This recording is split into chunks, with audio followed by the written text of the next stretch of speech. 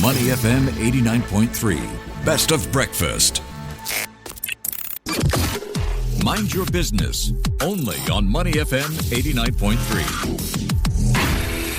Money FM 89.3. Welcome to Mind Your Business. I'm Ahmad Akhtar and I'm joined by Audrey Seek, who is the Breakfast Show's resident retail enthusiast. Oh my goodness. So Audrey, I have a question for you. Yep. How have your retail habits changed over the years?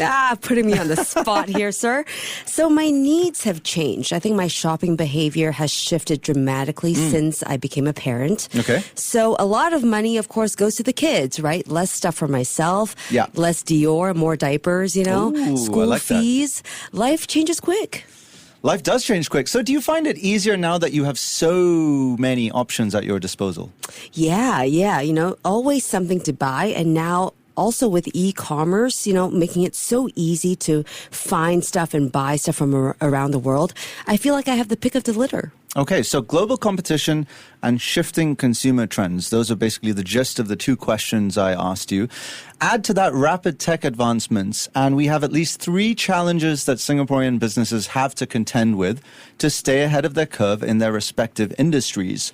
So the burning question is, are they ready to compete on the world stage? Yeah, well, our next guest thinks so. Following a major brand refresh, SBF is unveiling a new look and a bold strategy to support Singaporean businesses, especially those looking to go global. Yep, joining us to share more is Kok Ping Soon, CEO, Singapore Business Federation. Good morning, Ping Soon. Good morning.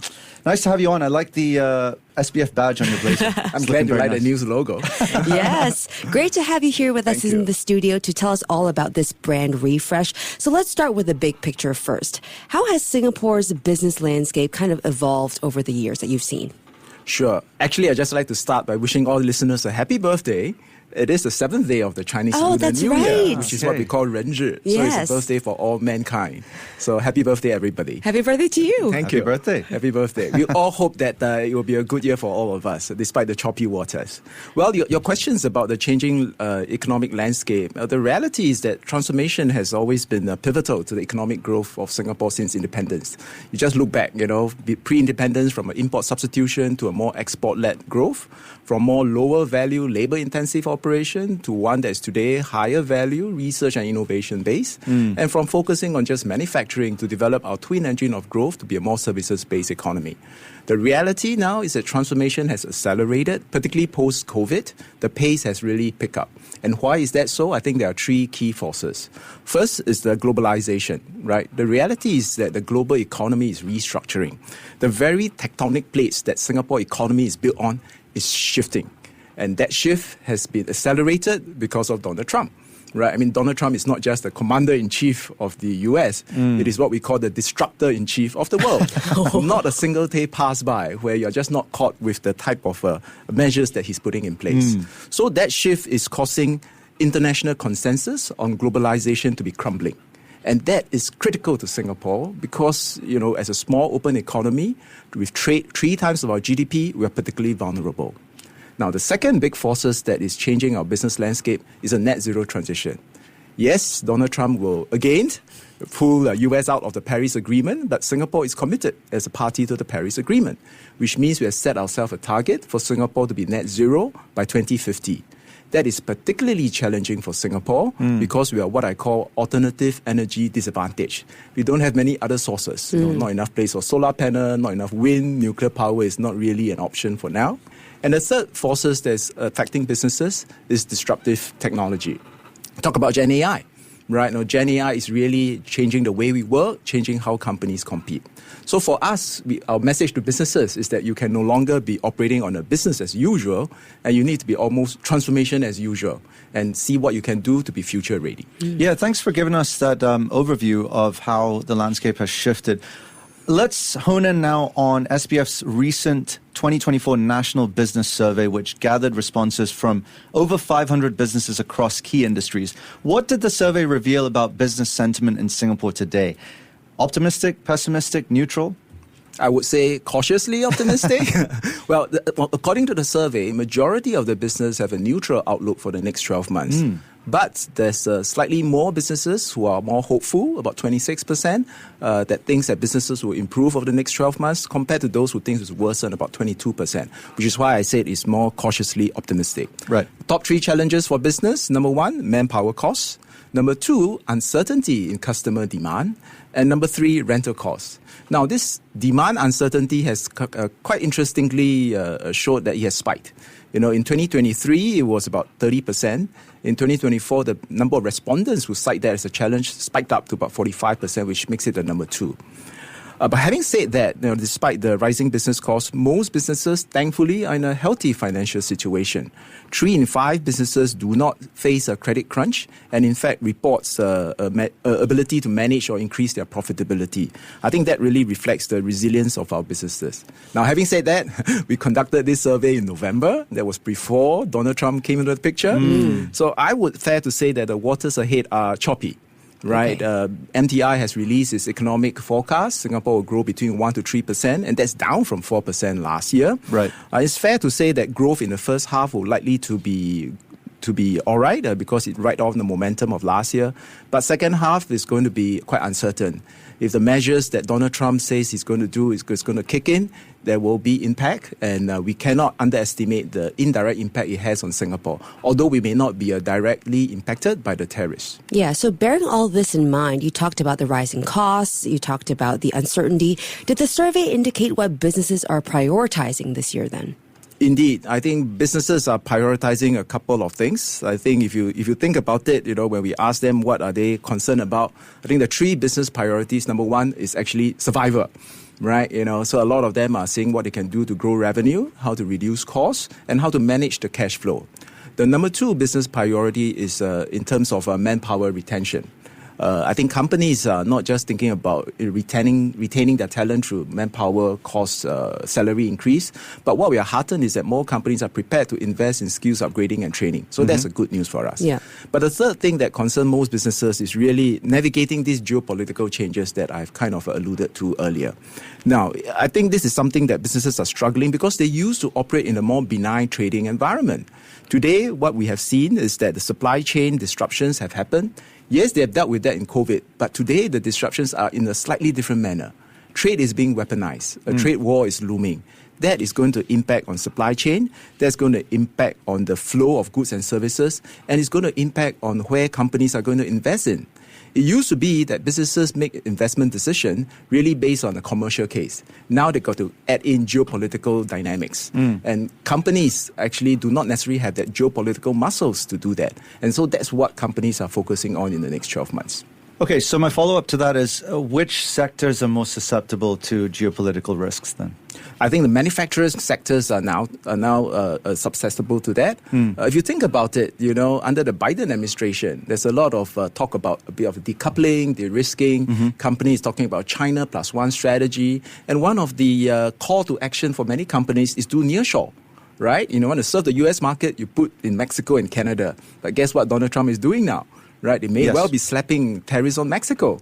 So if companies have been making that investment 3 years ago and now their factories are operational in Mexico, and if the tariff measures come through, that's going to make the whole business case quite unviable. So I think these are things that companies really have to watch out for. So the companies that are being affected in manufacturing, logistic and supply chain companies will be impacted positively or negatively depending on where they are. Yeah, as you rightly pointed out, it's uncharted territory across the board.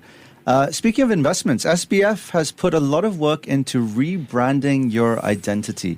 This is the first time you've done so in 22 years, I believe. So first off, why the need for such a comprehensive refresh? And what are sort of the values that this new identity espouses? How does it differ from what your mission was previously?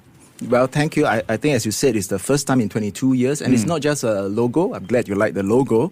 But it's really a refresh of our vision, our mission, and our focus area, which we term our action agenda. As the Apex Business Chamber, our vision is really for Singapore to be a globally competitive and sustainable economy with future-ready businesses supported by impactful trade association and chambers, of which we are just one of them. Now, our 6 action agendas reflects our view on what the capabilities business needed to be future ready. And very quickly, this 6 action agenda all start with S. So it's what I call my 6S action agenda. All right. S. Yeah. So 1 is how companies can scale internationally. Number 2, how they can be more smart enabled. Number 3, how they can have a workforce that's skills empowered. Number 4, how to be more sustainability centric. Number 5, to be more socially impactful. And number 6, supported by a synergistic trade association and chamber sectors. So these are the 6 action agenda which we are focusing on. And the way we value add to our businesses and our economy across these 6 action agenda is through what I call my 3P value drivers. Number 1, how can we foster capabilities among businesses through our programs, how we can build partnerships through our platforms, and how we can shape solutions through the policy advocacy work that we do.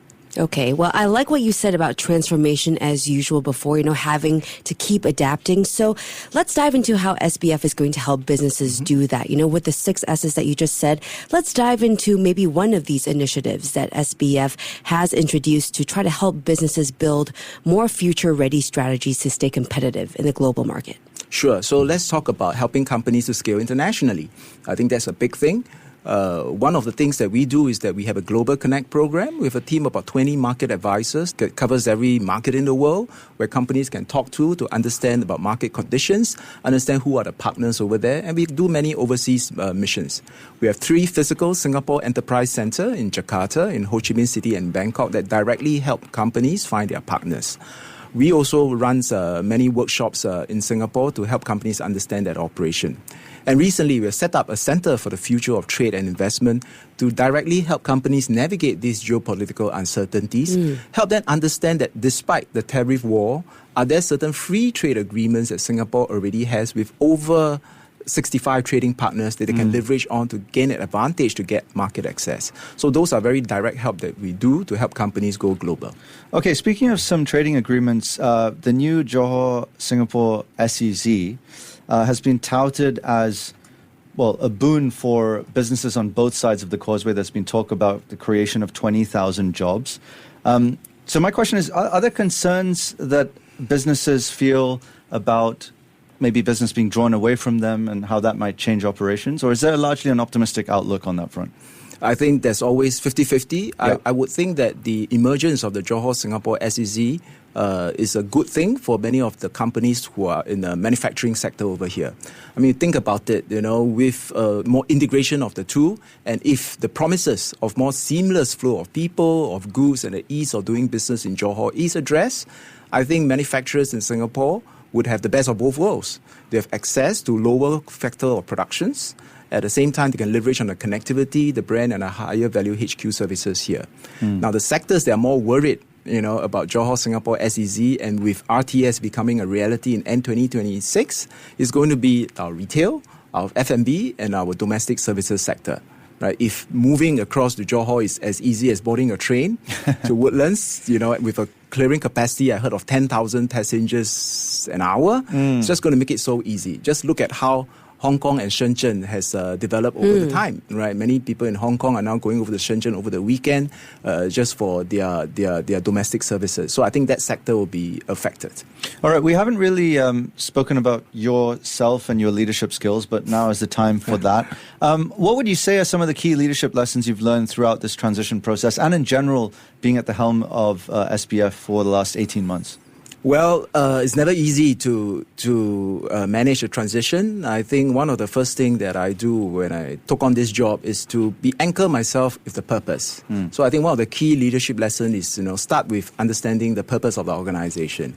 And for SBF, it means going back 22 years and look at the SBF Act, right, that proclaim, the formation of SBF and ask ourselves whether that purpose continue to be relevant. But anchoring in purpose is the first step. The second step, really ask ourselves what has changed in the operating context. How can we continue to stay relevant? How do we strengthen our value? And how do we scale the impact of our work? So that's the first lesson that's important. The second thing that I think I find important in this transition is to honor the foundation and honor the work that has been done in the past.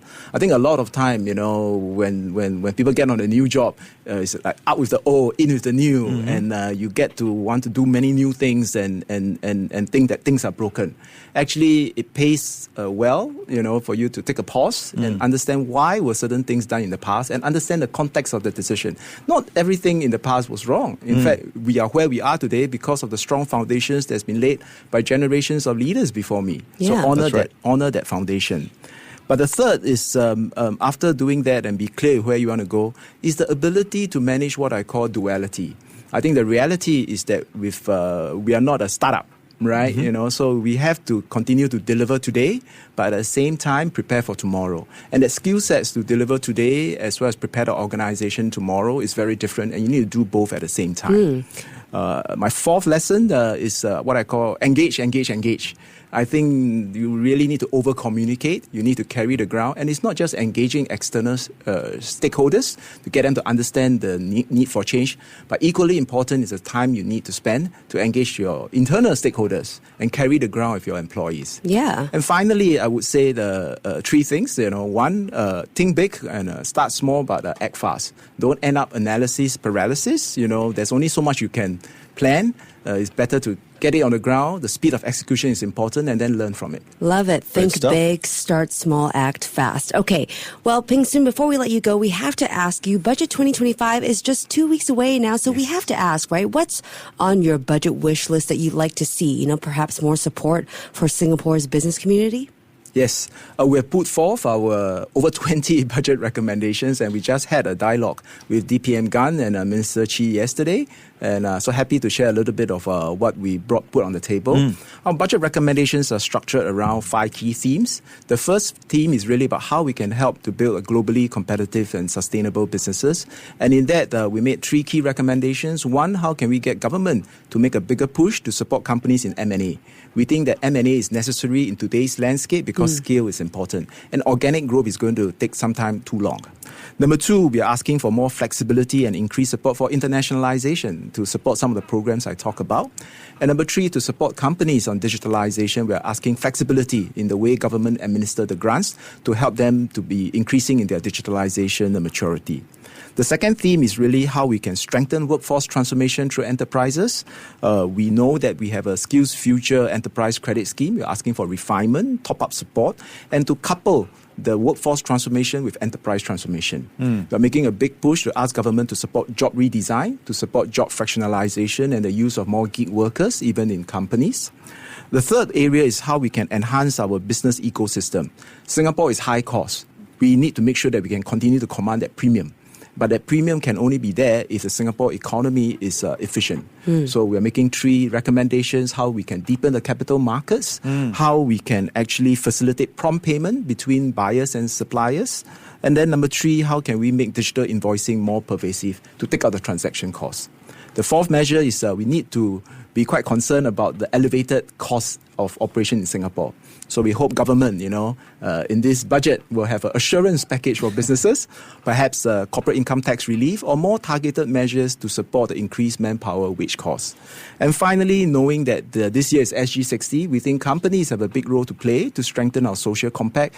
And we think government can help to provide a bit more support to nudge and to enable businesses to do more to strengthen the social compact, particularly in the area of corporate voluntary. All right, well, budget is 2 weeks away, so we'll just have to wait and see as Singapore businesses navigate an increasingly competitive global landscape. SBF's refreshed vision and strategies will be key in helping them adapt, innovate, and expand. Thanks so much for your time, Ping Soon. Really great chatting with you today. Thank you. I wish you all a good morning ahead. Yes, and happy birthday once again. That was Kok Ping Soon, CEO, Singapore Business Federation. Stay with Money FM 89.3. To listen to more great interviews, download our podcasts at audio.sg or download the audio app. That's AWEDIO, audio at the App Store and Google Play.